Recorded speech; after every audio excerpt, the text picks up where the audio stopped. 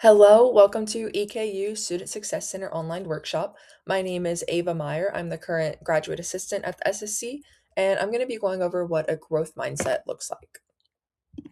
So, a growth mindset overall is when individuals believe they can develop their most basic abilities through dedication and hard work. It creates a love of learning and promotes resilience, which is essential for both achievements inside the classroom and outside the classroom. Individuals take on challenges and learn from them, increasing their abilities to achieve. And then a comparison to a fixed mindset is more so when individuals avoid conflict, not very receptive or open to feedback, giving up if the task is too difficult, thinking success comes purely from talent, and failure means it cannot be achieved. You may also feel threatened by other successes, whereas with a growth mindset, you may enjoy conflict and challenges. You like that feedback. It helps you to grow. Even when you're frustrated, you keep trying, pushing through those challenges to learn from them. And a big key difference is success comes from effort. So the amount of time you put into something, the dedication you have towards something, that is progress in itself. Failure means that you're learning. So if you fail at something, you tried and you learn a different way to navigate it. You may also feel inspired by others' success. And then some ways you can improve your mindset. Have a positive attitude. So everything you go about, think positively about your task, but more importantly, your abilities. Trust in your capabilities, trust in the way you're navigating life, trust in the ways that you're trying and the progress that you have made. Asking for feedback is a big one. So openly accept constructive criticism and apply it to your actions, not just taking in things that people are saying, but really trying to put that towards your life and the task that you have at hand. Creating smart goals. So this ensures that your goals are attainable and they are specific, measurable, attainable, relevant, and time-bound goals. This can really set you up in the right direction to make sure the goals you have for yourself are things that you can achieve. And then importantly, don't give up. So do your best, believe in yourself, and if you believe you can, you can. You will find a way to improve. And trying new things, don't let the unknown discourage you.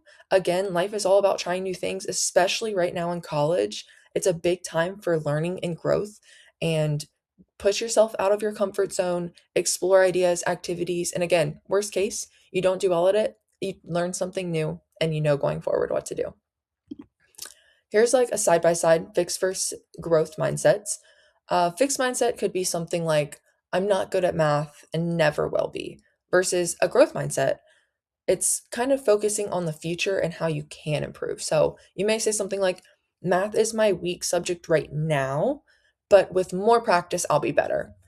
Another fixed versus growth. I wish I was good as basketball as you. It's not fair. So having that comparison mindset versus a growth mindset, you inspire me to be a better basketball player. Do you have any tips? So asking for that constructive feedback and then something you can apply to your life. Fixed. When people give me feedback, it feels like criticism versus growth. I appreciate when people give me feedback. It helps me learn and grow.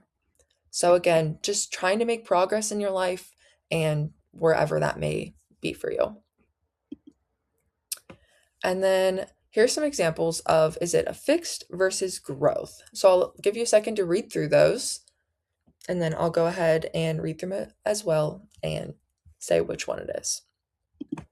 So with the first one, fixed or growth. I am not good enough for this job, so I'm not even going to apply. If you said fixed, you'd be correct. It's very stuck in the moment and thinking that your capabilities aren't enough, when we know with a growth mindset, you're always trying to improve as a person and putting yourself out there, even if you think it's outside your comfort zone, taking a shot at it. Second one, I do not have the skills to speak in front of a crowd confidently, but I am practicing and working with others to better my skills. If you said growth, you'd be correct again. So again, looking to be better, looking for ways to improve, and especially with that practice part, that's a big one. Number three, either I'm good at something or I'm not. So if you said fixed, you'd again be correct.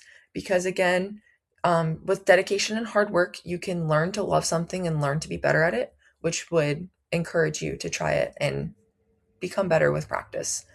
Number four, there's no point in trying. I'm just going to fail anyway. This is again a fixed mindset. With practice and continuous dedication, we're not looking at the end goal. So if you see failure as a bad thing, failure can actually be a good thing because it gives you an opportunity to learn. And sometimes progress is more important than the outcomes, anyways. And then the last one, I have not been able to get an A on an anatomy test yet, but I will use my on-campus resources to work towards this goal. So this will be another great example of a growth mindset, recognizing the struggles you've had in the past, but then having a plan in place to do better in the future. And then, as you probably saw in those previous statements, a lot of them used keyword yet, which is a big thing. There's a lot of power in the word yet. It builds confidence and persistent. It suggests that you will arrive in your goal in due time. It may push you out of your comfort zone to do things that you haven't done previously. Reminds you that anything is possible. Just because you haven't done it yet doesn't mean that you can't. And it advocates that end results are worth the time and effort. And then a few ways you can put the keyword yet into practice. When you feel stuck, add yet to your thought. So if you're saying I can't solve this problem yet, that's insinuating that later on you will be able to. It can help you to break big goals into small steps and track progress. Again, with those SMART goals, that's a big one. It really helps to break down goals. Celebrating small wins as proof you're moving forward. So again, we're looking at progress. We're not looking at that end result, but more so all of the things that you've learned along the way. Asking yourself questions like, what step will get me closer? This is a form of something called metacognition. So kind of thinking about your thinking, thinking about ways that you're currently doing things and how you can almost self-critique yourself and push yourself forward. And then remember that yet is a reminder you're still in motion, not at the finish line. So a lot of times we may set these major goals for ourselves and we get discouraged when we're not at that end goal, but really we're only halfway there. We don't need to be at the end goal yet. It's all about progress and the learning that happens during. And then just a few college tips and tricks that can help with the growth mindset. Just getting involved with other people. So, joining a club, getting more insights, self care, make sure you're taking care of yourself. Make sure you're sleeping enough, eating enough, and asking for help. Never be afraid to ask for help. At the Student Success Center, we're always willing to help. You can come in person, you can reach out to us online. Anyway, we're here for you, as well as many, many, many other resources on campus. Making sure you're staying hydrated, find joy in the little things, whatever makes you happy, keep doing that. Managing your time, making new friends, using resources, so many parts of college. Make sure you take it all in and join us next time. Thank you for attending the Growth Mindset Workshop. Feel free to follow up with us to keep up with information. We have many more workshops throughout the semester, as well as a few more we'll be offering online. Our email is successcenter@eku.edu, and we also are available on, you can keep up with us on X, Facebook, and Instagram. So thank you for joining. I hope you have a great day.